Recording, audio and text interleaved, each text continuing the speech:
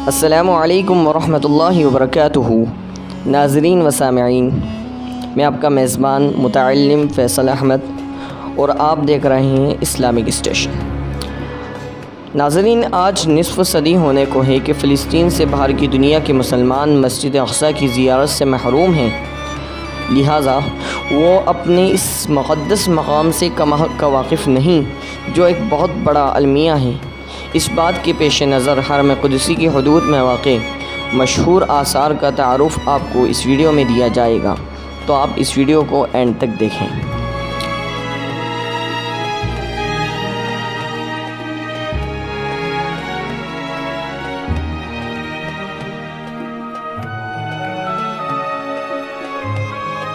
سب سے پہلے ناظرین، ہم بیت المقدس کی مختصر تاریخ بیان کرتے ہیں۔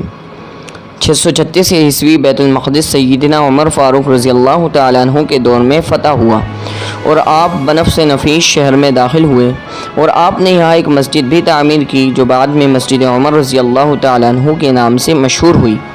691 عیسوی اموی خلیفہ عبد الملک بن مروان نے قبۃ الصخرہ یا چٹان والی گنبد یا کہہ لو دی ڈوم آف راک کی تعمیر شروع کرائی۔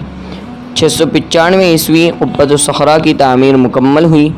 693 عیسوی اموی خلیفہ عبد الملک بن مروان نے مسجد اقصیٰ کی تعمیر شروع کرائی جو ان کے بیٹے اور خلیفہ ولید کے دور میں سن عیسوی 705 میں مکمل ہوئی۔ 15 جولائی 1099 عیسوی عیسائی صلیبیوں نے بیت المقدس پر قبضہ کر لیا اور قبۃ الصخرہ کو چرچ اور مسجد اقصیٰ کو استبل میں تبدیل کر کے ان پر صلیبیں نصب کر دی۔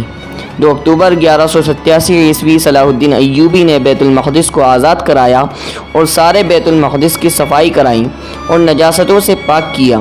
2 فروری 1944 عیسوی برطانوی جنرل النیوی نے مسجد اقصیٰ پر قبضہ کر کے برطانیہ کی سلطنت میں شامل کر لیا۔ پہلی جنگ عظیم کے دوران ستمبر 1917 عیسوی میں انگریزوں نے بیت المقدس اور فلسطین پر قبضہ کر کے یہودیوں کو یہاں آباد ہونے کی عام اجازت دے دی۔ یہود و نصارہ کی سازش کے تحت نومبر 1947 عیسوی میں اقوام متحدہ کے جنرل اسمبلی نے دھاندلی سے کام لیتے ہوئے فلسطین کو عربوں اور یہودیوں میں تقسیم کر دیا، اور جب 14 مئی 1948 عیسوی کو یہودیوں نے اسرائیل کے قیام کا اعلان کر دیا تو پہلی عرب اسرائیل جنگ چھڑ گئی۔ اس جنگ کے نتیجے میں اسرائیل فلسطین کے 78% رقبے پر قابض ہو گئے، تاہم مشرقی یروشلم، بیت المقدس سمیت مغربی اردن کا علاقہ اردن کے قبضے میں آ گیا۔ تیسری عرب اسرائیل جنگ جون 1967 عیسوی میں ہوئی، جس کے نتیجے میں اسرائیلیوں نے بقیہ فلسطین اور بیت المقدس پر بھی تسلط جما لیا۔ یوں مسلمانوں کا قبلہ اول اب یہودیوں کے قبضے میں ہے۔ 70 عیسوی کی تباہی سے ہیکل سلیمانی کی ایک دیوار کا کچھ حصہ بچا ہوا ہے جہاں 2000 سال سے یہودی زائرین آ کر رویا کرتے تھے، اسی لیے اسے دیوار گریہ کہا جاتا ہے۔ اب یہودی مسجد اقصیٰ کو گرا کر ہیکل تعمیر کرنے کے منصوبے بناتے رہتے ہیں جنہیں مسلم ممالک کے کامل اتحاد ہی سے ناکام بنایا جا سکتا ہے۔ مسجد اقصیٰ مسلمانوں کا قبلہ اول ہے اور خانہ کعبہ اور مسجد نبوی کے بعد تیسرا مقدس ترین مقام ہے۔ مسجد کا مرکزی ہال، اسے اموی خلیفہ عبد الملک بن مروان نے تعمیر کروایا۔ اس کی اندرونی تعمیر انتہائی خوبصورت اور دیدہ زیب ہے۔ اس میں محراب داؤد، محراب زکریا، محراب عمر، محراب معاویہ اور ایوان عزیز جیسے متبرک اور تاریخی مقامات ہیں۔ مقامی مسلمان اسے المسجد الاقصیٰ یا حرم قدسی الشریف کہتے ہیں۔ یہ مشرقی یروشلم میں واقع ہے۔ فی الوقت اسرائیل کا اس پر قبضہ ہے۔ یروشلم کی سب سے بڑی مسجد ہے جس میں 5000 نمازیوں کی گنجائش ہے، جبکہ مسجد کے صحن میں بھی ہزاروں افراد نماز ادا کر سکتے ہیں۔ 2000 عیسوی میں الاقصیٰ انتقاضیہ کے آغاز کے بعد غیر مسلموں کا داخلہ مسجد اقصیٰ میں ممنوع ہے۔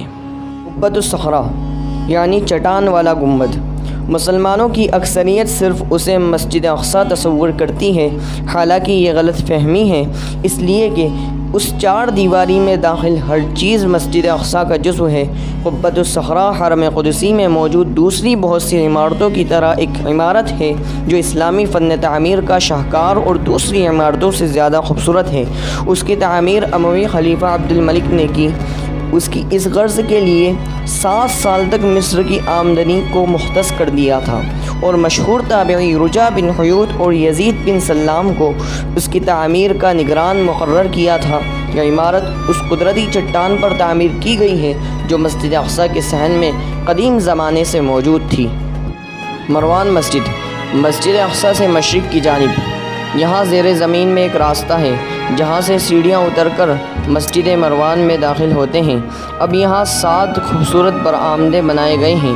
اس مستح میدان کے نیچے موجود مسجد میں نماز پڑھنے، اعتکاف کرنے کی وسیع و عریض اور خوبصورت جگہ ہے۔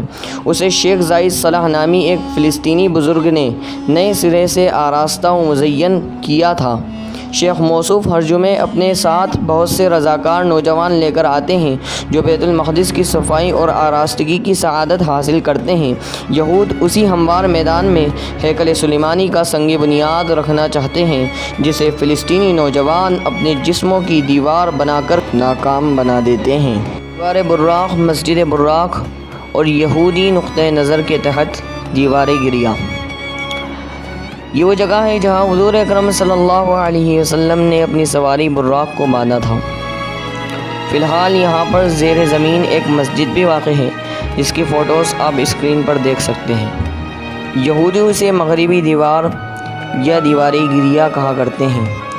قدیم شہر یروشلم میں واقع یہودیوں کی اہم مذہبی یادگاروں میں سے ایک یادگار ہے۔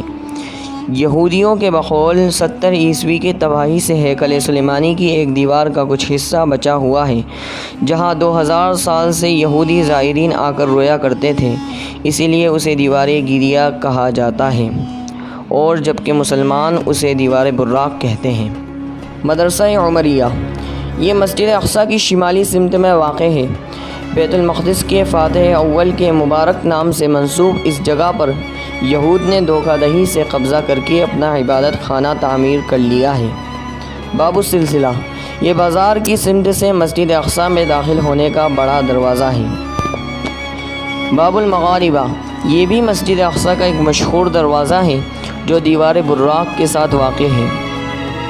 ناظرین، جب آپ مسجد اقصیٰ کے سامنے کی جانب نظر ڈالیں گے تو آپ کو ایک گیٹ نظر آئے گا۔ یہ وہ گیٹ ہے جہاں سے بنو امیہ کے خلیفہ داخل ہوا کرتے تھے۔ خلفاء بنی امیہ کے تعمیر کردہ مکانات کے آثار، یہاں خلفاء بنی امیہ کی تعمیر کردہ مکانات کے آثار دریافت ہوئے ہیں۔ 1995 عیسوی میں اسرائیلی وزیر اعظم احد بارک نے یہاں مسجد کی دیوار تک سیڑھیاں اور راستہ بنایا اور اس کا افتتاح کرنے کے بعد دعویٰ کیا کہ یہ ان کے ہیکل کا راستہ ہوگا۔ شدت پسند یہودی حکومت ہیکل سلیمانی کے آثار کی تلاش کے نام پر یہاں سے سرنگیں کھودتی رہتی ہیں تاکہ مسجد اقصیٰ کی صدیوں پرانی تاریخی عمارت بوسیدہ ہو کر شہید ہو جائیں، لیکن اللہ تبارک و تعالی ہی ایک وہ ذات ہے جو اس کو بچائے ہوئے ہے۔